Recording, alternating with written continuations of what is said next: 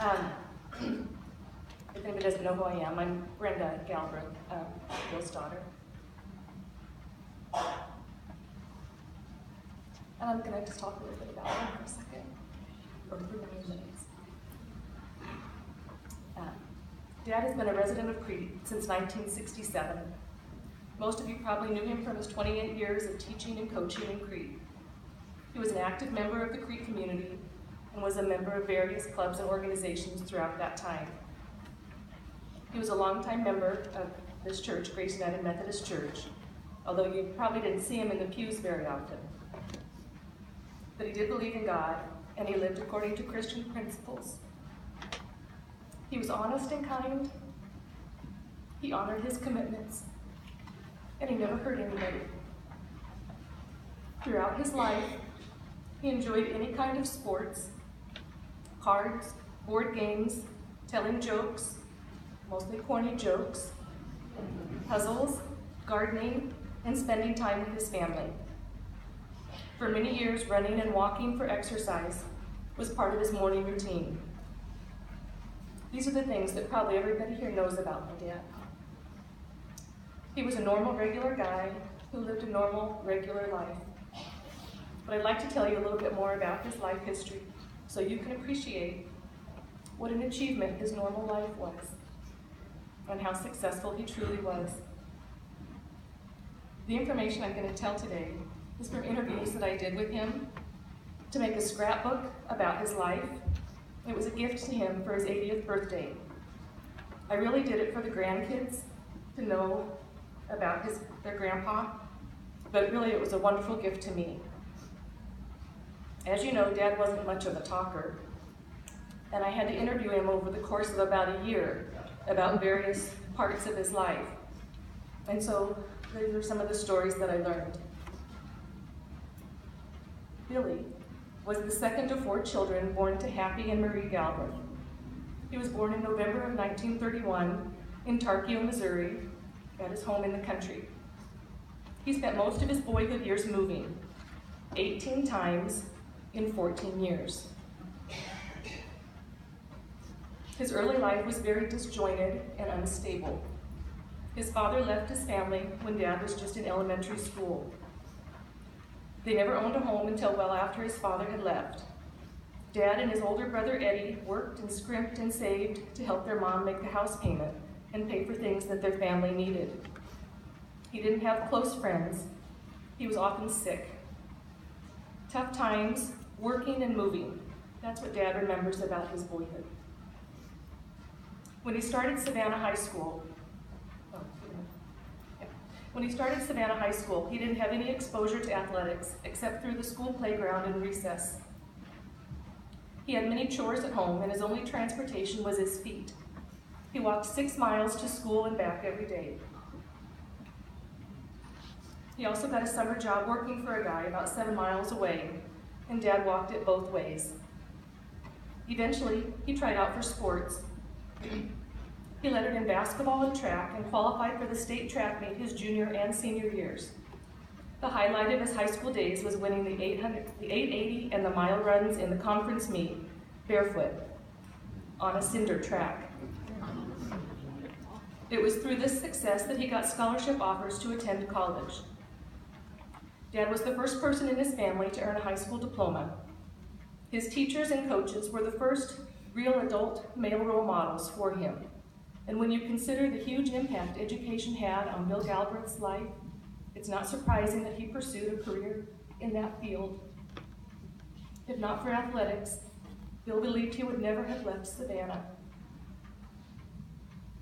Because of a track scholarship, he attended Tarkio College in Tarkio, Missouri, where he began one of the finest track careers that school has ever known. He did well his freshman track season, including winning the Missouri Conference Athletic Union mile run in his first year of collegiate competition. But then the Army came calling. Dad was inducted into the Army in August 1952 at the age of 20. The Army taught him how to shoot a gun, since he didn't have any hunting experience prior to that. Due to his outstanding performance at Fort Riley, Kansas, he was put on a wait list for officer candidate school. At the completion of his training, he was supposed to be promoted to the rank of corporal. During his physical training, they had to run a timed mile. He placed 3rd overall, even though he was on the 2nd squad. They started 30 seconds after the 1st squad. He was asked to join the Army track team, but neither of those things happened. The Army froze all promotions, and he was shipped out the next day. As a soldier, Private First Class Phil Galbraith courageously served 2 years in Korea, where he was severely wounded in the punch bowl by an exploding mortar shell. Doctors used magnets to try to remove the metal shrapnel from his body, but he lived with some of what he called mineral rocks left in his body. He was blind for several days, had multiple surgeries, including one where he thought they would amputate both legs, and had lifelong scarring. He struggled to recover from those wounds and silently suffered from their effects for the rest of his life. He spent time in Tokyo, Hawaii, and San Francisco recovering. While in San Francisco, he learned to play ping pong at the service club. This sport helped him redevelop his eye-hand coordination, hand gripping skills, standing, moving, and was just good, fun competition. And he was a good ping pong player ever since. After being honorably discharged in May of 1954, he returned to Savannah. A former running mate stopped by the farmhouse with a new coach and asked if Bill could come back to school. That visit inspired him to start doing more walking and running again. Thanks to the GI Bill and his injury pay, he re-enrolled at Tarkio College with slim hopes of ever regaining his old running form. But through a lot of hard work, he eventually earned back his athletic scholarship. He placed first in several cross-country meets, placed in the top 20 in both NAIA cross-country races he entered, and he won several conference events in the 1955 track season. The Missouri Conference Mile and 2-mile events were the best efforts of his career. In his junior year, he was recognized for the most conference wins in track. He was elected captain of the track team in 1956, where again, he was a top contender in his events and established new conference records. He won the Missouri Conference Mile Run for the 3rd time in as many tries, and he won the 2-mile run for the 2nd consecutive year. In June of 2003, Dad was proud and honored to be inducted into the Athletic Hall of Fame at Tarkio College, where he will be long remembered for exhibiting the true Tarkio spirit, for his courageous comeback from his severe Korean War injuries. Dad graduated from Tarkio College with a teaching degree, and he met his wife Doris in Alexandria, Nebraska, when they were both first-year teachers. They were married in 1961. They moved to Crete in 1967 and have 2 children and 3 grandchildren. Throughout his teaching career, he taught American history, world history, driver's ed, PE, and health. He coached basketball, volleyball, cross-country, and track. His teams won various district and conference titles, and he was awarded the state championship award when his team won the 1977 Class B boys state track meet. Dad said he is most proud of his first year as head track coach in 1971, when 6 guys qualified for state, and they all medaled. His next best year was 1977, when they won the state track meet. If you are one of Dad's track or cross-country guys, you should know that he loved you. In the interviews for this book, he recounted exact details of various races over the years. He could recall the weather conditions, the competition, the events, your places, your times, and any injuries.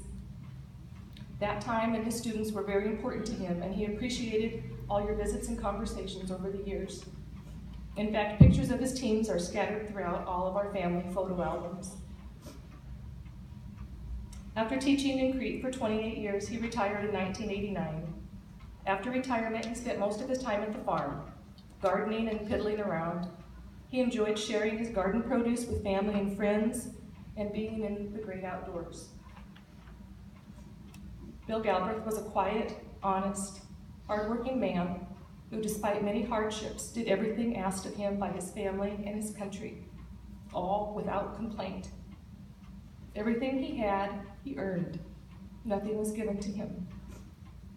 Despite an unstable upbringing, he achieved success in all areas of his life. He graduated from high school and college. He got a job, and he kept that job until retirement. He bought a house, and he raised his family there. He provided for his family, and remained married to his wife for more than 56 years. He was a role model for his children and grandchildren, and was actively involved in their lives. He was cared about and loved by many friends. William Dean Galbraith worked hard for his normal life, and he was successful by any definition. We loved him, and he knew that, and he loved us, and we know that.